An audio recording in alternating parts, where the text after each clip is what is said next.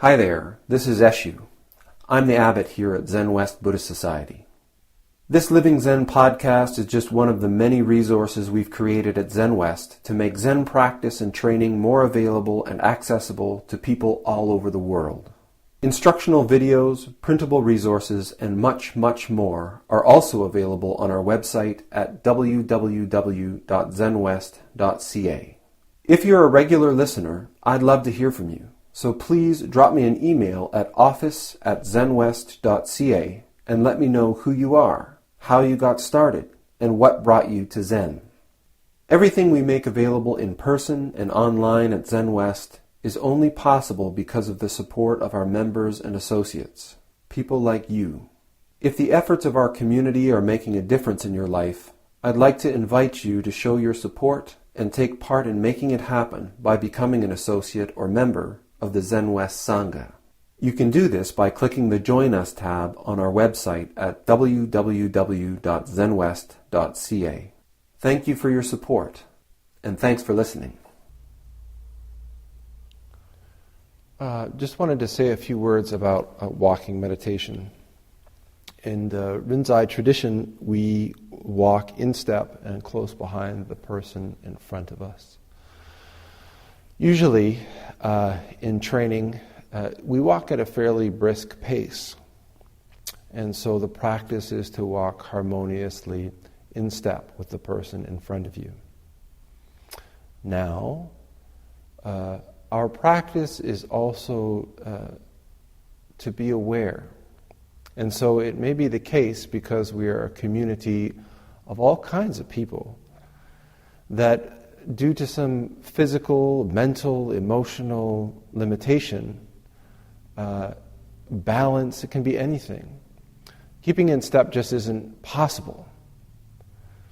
And so when we're practicing together, whether we're the Jigajitsu or anybody who's practicing, the tone or the attitude that we have to take is really to apply ourselves to the best of our ability. But we don't want to sort of bend ourselves or twist ourselves all out of shape trying to do something if we physically can't do it.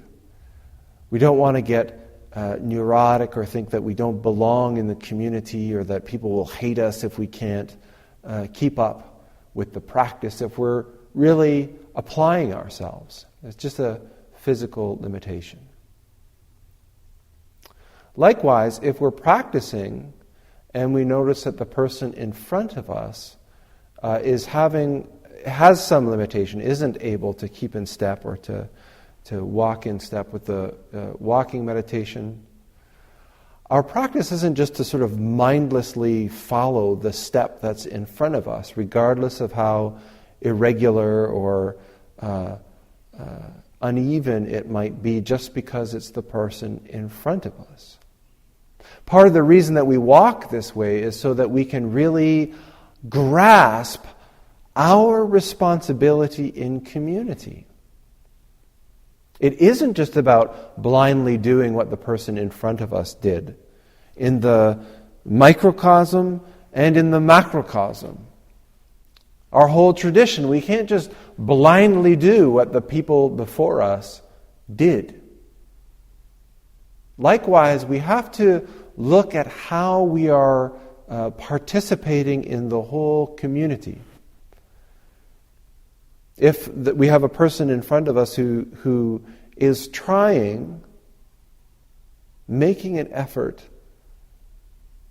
there's been corrections, and it's the same for me. If I'm making corrections and I see a person who's walking out of step and I say, keep in step, keep in step, keep in step, I'm not going to make that correction all through the walking meditation, because I can see that that person is making an effort. And there's something that's not connecting somehow. Either it's physically they're unable to do it, or maybe they perceive that they are doing it. That's another complication. If we're walking behind a person like this, broaden your perspective. Take in the whole room. Look what's happening in front of that person. Be harmonious with the whole group and create harmony in how you walk. Lead. That's all I'm going to say about that. We have to sort of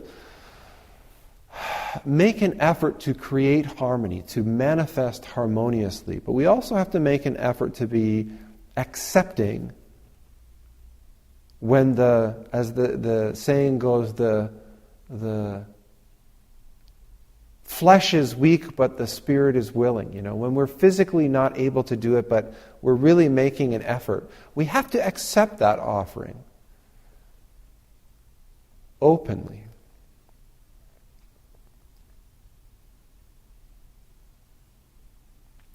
That kind of ties in with what I wanted to talk about tonight, which is just sort of the spirit of Zen practice. So what I wanted to talk about tonight is the same thing, where we take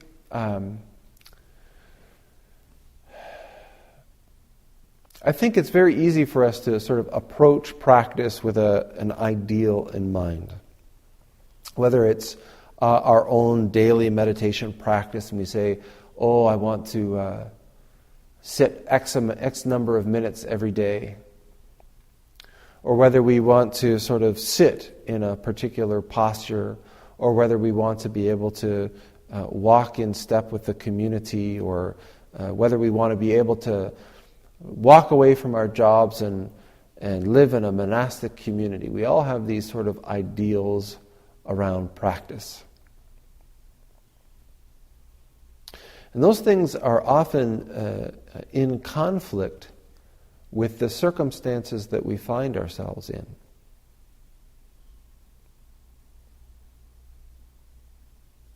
And I think that when we find ourselves in this kind of conflict between what it is that we think practice is, our practice is, what it is that we think we want our lives to be, and the circumstances that we find ourselves in, we tend to get really negative with ourselves, abusive with ourselves, hard on ourselves.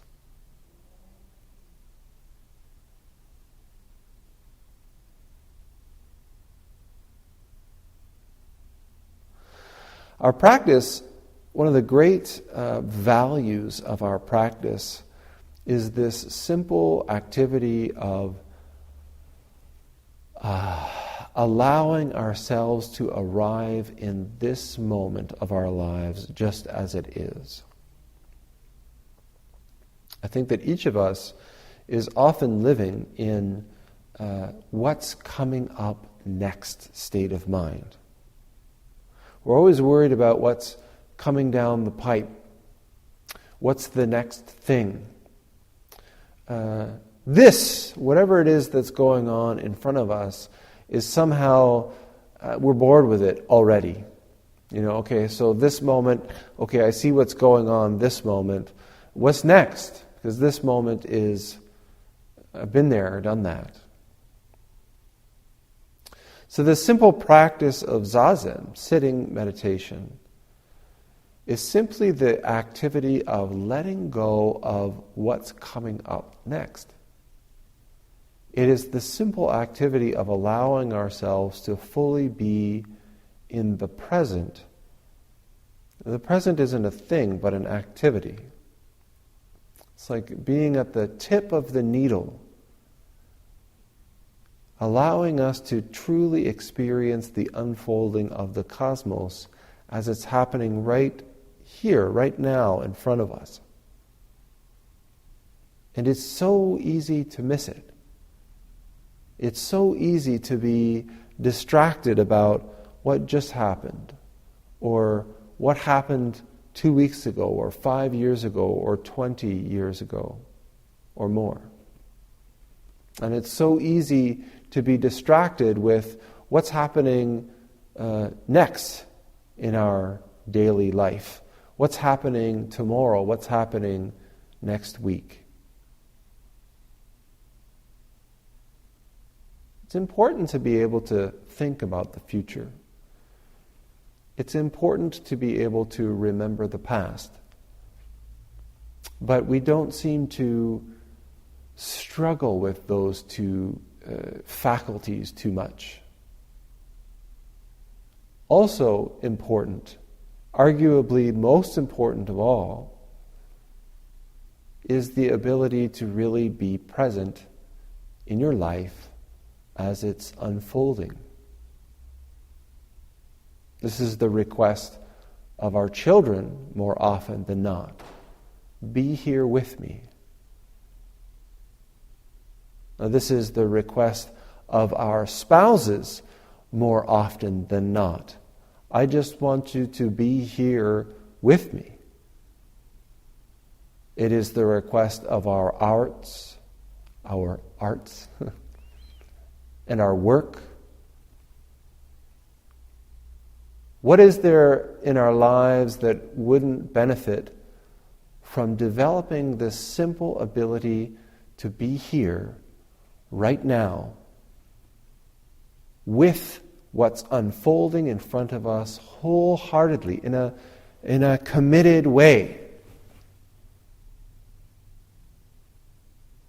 So in Zen practice, this is all we're really doing, is just acknowledging that there is a life that's unfolding every moment. This whole universe is unfolding every moment right in front of us. And 99.998% of the time, maybe we're somewhere else, doing something else, planning for the future and worrying about the past. This practice of sitting is just to chop away our busyness, to chop away our activities of life, the innumerable variables that we can be impacted and affected by, to just a bare few. To simplify our activity to just breathing, sitting, and to practice this simple activity of being here. Just witnessing this cosmos unfold as the activity of our life. It's really a wonderful, simple practice. This practice of simply being.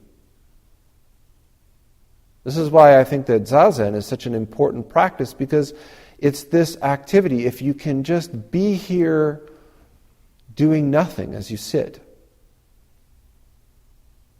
then your capacity to be there when your child wants to play with you, when your spouse wants to hold you, when you want to create something, your ability to be there impacts these things like nothing else ever will.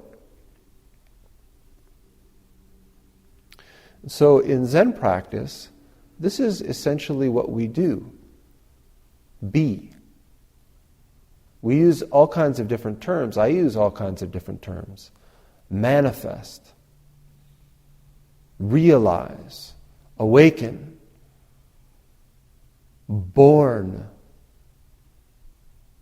All of these terms mean essentially the same thing. Wake up. They mean the same thing. All it means is just squeeze yourself into this unfolding activity that's taking place right now. That is you. That is your world. That is your relationship. That is your activity. We start with just sitting. We also engage in this activity during walking. Over and over again, I say it's not a break, it's not an opportunity for rest, it's an opportunity to practice the activity of being while we walk. Chanting is the activity of being as chanting. There's nowhere else to be. There's nothing else to do. And as our practice expands, and we have a residential student now at Zenwest, as our practice expands, the opportunities increase in complexity. But the jobs, for example, when a person comes to do residential training, we start and throughout practice with very boring jobs. Yesterday I had Matt watching a fire for, 15 hours, I think. And all I wanted him to do was just watch the fire. It's easy, I think, when we're outside of the situation to say like, oh wow, what a luxury, what a great thing to do. But when you're there, you think, oh, what else can I be doing while I'm doing this? It's just watching a fire. The fire isn't doing anything.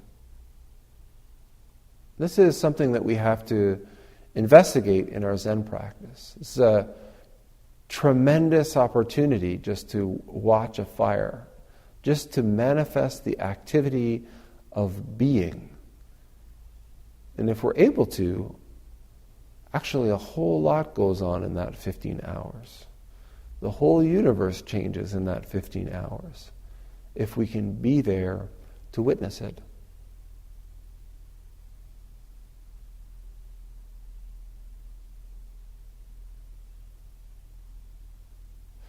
This way that we engage in practice, the form that we use, whether we're engaging in it just briefly in the morning with a meditation at home, we don't think about it at all throughout the day.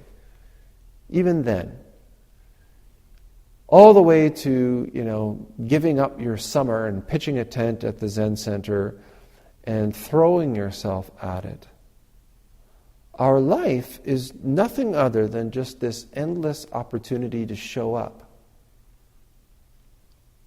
Whether we're going to shave our head and become a monk, or whether we're going to go to our job and raise our kids and do our daily duties, there's endless opportunities to turn into it and to fully commit to living your life in this moment, and this moment, and this moment. It's difficult. It's always pressing us up against, I don't want to mind. It's always challenged by the innumerable distractions that we are offered and that we have habits towards. And this is the life of practice. And I hope that everybody who's wearing a wagesa or who has done jukai or has committed to this practice understands that this is what it means to be committed to this practice. It's not just to put on the robes and show up on a Tuesday night or a Sunday morning, but to show up in your life as often as you can, to continuously remind yourself and be reminded to show up in your life and in your work and in your relationships. Not just to follow blindly, not just to do what the person in front of you has done, but to really come alive, to really show up, to really manifest. Thanks for listening to the Living Zen-podcast. If you follow Living Zen through iTunes, I would very much appreciate it if you would take a moment to let me know what you think about it by rating or reviewing the podcast, so that new listeners can also hear what you have to say. Thank you for your time and for your support.